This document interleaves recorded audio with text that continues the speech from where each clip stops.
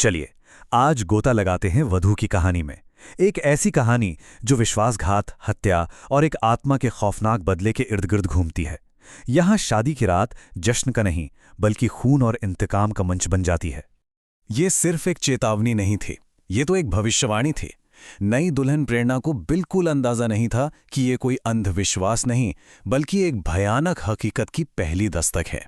ये सिर्फ एक दिया नहीं, ये तो जिंदगी और मौत के बीच की लकीर थी। तो चलिए इस कहानी को बिल्कुल शुरू से समझते हैं। रात है समीर और प्रेरणा की शादी की। वो लोग अपने गांव पहुंचते हैं जहां एक बहुत खास रस्म होनी है, पितरों का आवाहन, मतलब अपने पूर्वजों को याद करना। लेकिन ये कोई आम पूजा पाठ नहीं थी।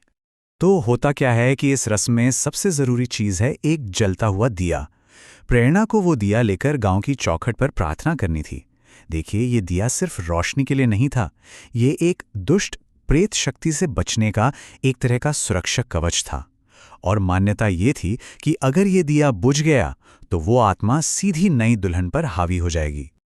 और फिर वही हुआ जिसका सबको डर था। प्रेरणा अभी पूजा कर ही रही थी कि काले लिबास में एक परछाई जैसी औरत ने पास के घर का दिया बुझा दिया, और ठीक उसी पल प्रेरणा की थाली का दिया भी बुझ गया। यह हवा का झोंका नहीं था, यह साजिश थी। दिया बुझते ही प्रेरणा का रूप ही बदल गया।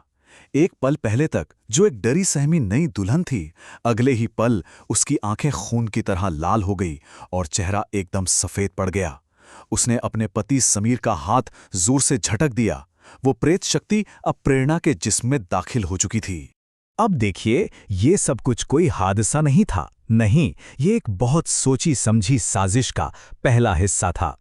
किसी ने ये पक्का किया था कि उस आत्मा को प्रेरणा के शरीर में घुसने का रास्ता मिल जाए। सवाल ये है कि आखिर कौन था वो और क्यों? तो इस पूरी साजिश के पीछे जो चेहरा था वो था रेखा का। गंगा नाम की एक लड़की की माँ, उसकी बेटी की बड़ी बेरहमी से हत्या हुई थी, और अब वो अपनी बेटी को इंसाफ दिलाने के लिए किसी भी हद तक जाने को तैयार थी, यहां तक कि काले जादू का सहारा लेने को भी। रेखा का प्लान बड़ा सीधा और खतरनाक था। 2 हिस्सों में बटा हुआ। पहला, उसने तंत्र मंत्र का इस्तेमाल करके अपनी बेटी गंगा की आत्मा को बुलाया ताकि वो प्रेरणा पर कब्जा कर सके। और दूसरा, उसने उस परिवार के सुरक्षा कवच को ही जड़ से खत्म कर दिया। कैसे? सिंदूर बदलकर। असल में परिवार के पास मंदिर से लाया गया एक पवित्र सिंदूर था जो बुरी शक्तियों से उनकी आखिरी उम्मीद थी। इससे दरवाजे पर स्वास्तिक बनाने से कोई भी बुरी आत्मा अंदर नहीं आ सकती थी। लेकिन रेखा ने बड़ी चालाकी से उस ताकतवर सिंदूर को एक मामूली साधारण सिंदूर से बदल दिया। मतलब परिवार की सुरक्षा अब पूरी तरह खत्म हो चुकी थी। लेकिन सवाल यह है कि रेखा और गंगा की आत्मा आखिर इतना भयानक बदला लेना ही क्यों चाहती थी? इसका जवाब समाज की झूठी इज्जत और एक परिवार की क्रूर विश्वासघात की एक दर्दनाक कहानी में छिपा है। गंगा, जो उनके घर में काम करने वाली की बेटी थी, उसे समीर ने अपने प्यार के झूठे जाल में फंसा लिया।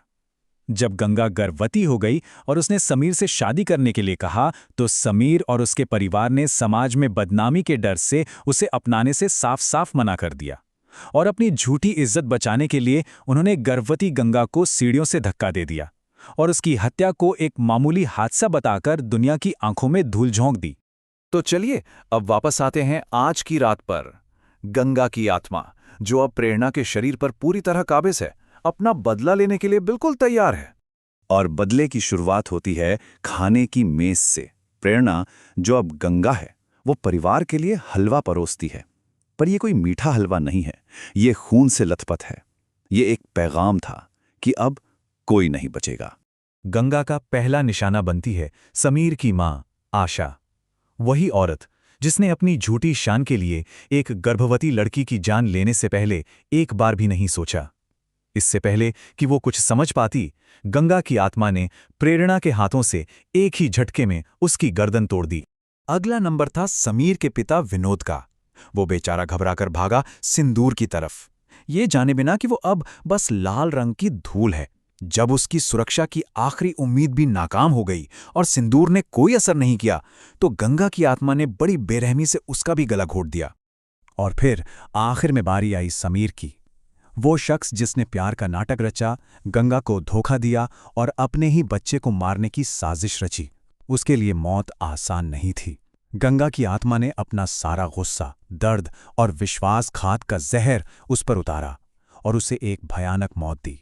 तीनों हत्यारों की मौत के साथ बदला पूरा हो चुका था, लेकिन क्या इसे न्याय कहा जा सकता है? तो समीर, आशा और विनोद तीनों मर चुके थे। अपना बदला पूरा करने के बाद गंगा की भटकती आत्मा को आखिरकार मुक्ति मिल गई। प्रेरणा बेहोश होकर वहीं गिर पड़ी, लेकिन वो जिंदा थी। और कहीं दूर गंगा की मां रेखा को एक अजीब सा, खौफनाक सा सुकून मिला, ये जानकर कि उसकी बेटी के कातिलों को उनके किए की सजा मिल चुकी है। और ये कहानी हमें एक बहुत गहरे सवाल के साथ छोड़ जाती है। जो कुछ भी हुआ, क्या वो न्याय था क्योंकि कानून तो उन्हें सजा दे नहीं पाया, या फिर ये सिर्फ एक मां के दुख और एक आत्मा के गुस्से से पैदा हुआ एक अंधा प्रतिशोध था? इसका जवाब शायद इस बात पर निर्भर करता है कि कहानी को किस नज़र से देखा जा रहा है।